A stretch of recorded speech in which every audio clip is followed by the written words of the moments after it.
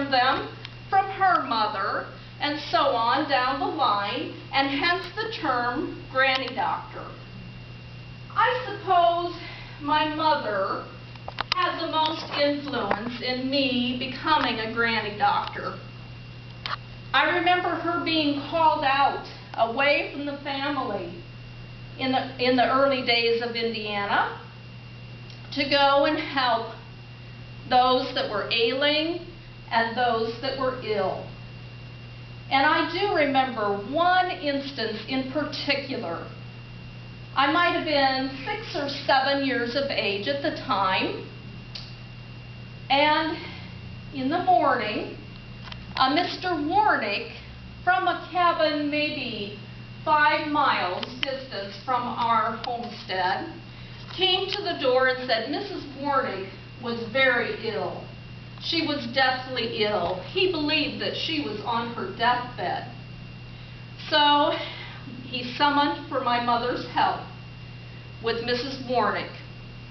Well, Mother had Father saddle her horse, and this was a favorite horse that she had brought with them all the way from Pennsylvania when they moved to Indiana years before that. A very trusted steed indeed.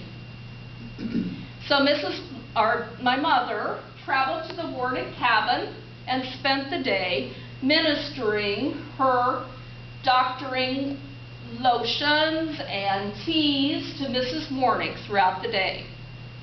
Towards evening, Mrs. Warnick seemed to take a turn for the better, and Mother desired to return home to her own family for the night. She let Mr. Warnick know that she was ready to leave as Mrs. Warnick was resting comfortably, but Mr. Warnick would have none of it. It was much too dangerous, he said, in those early days of Indiana, to be traveling 5 miles in the dusk and with nightfall coming back to our home cabin. My mother was a very stubborn woman, and she wanted to return home to her family.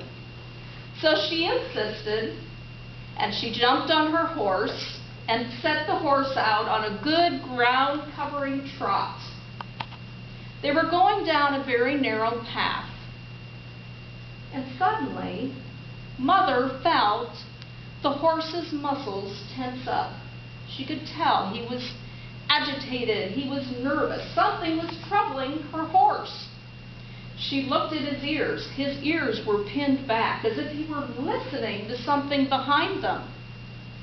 Mother turned in the saddle and saw, not too very far behind, a large wolf following after them. Immediately, Mother swung forward in the saddle, leaned up on the horse's neck, took hold of the reins, kicked the horse in the flanks, and off they shot. Of course, the horse knew what was behind him, so he didn't need much encouragement. And on they galloped. Mother soon learned that it was the wolf's intent to dislodge her from the horse. And every time on that narrow path that the wolf would lunge towards the animal's rump, the horse would leap faster. And on this went until finally that narrow path opened into a wide lane. Well, this was not good, because now the wolf had room to come up alongside horse and rider to try and get the rider off of the horse. Fortunately, Mother saw the dim lights of the cabin not too far in the distance. Mother began to hoop and holler and yell, and this brought the attention of the farmyard dogs, who ran out and scared off the wolf. Well, my brother and I, we ran to the cabin windows to see what all the ruckus was about. I will tell you to this day that I have never seen a horse so white, so foamy with sweat. It was dripping off of him. And I can still remember his nostrils were flared as large as apples, I must say, trying to get air back into him. Mother got off the horse and told us her story. But Mother did not blame the hungry wolf one bit. She said throughout the day she had been using a plant called Asa fetida on Mrs. Warnick.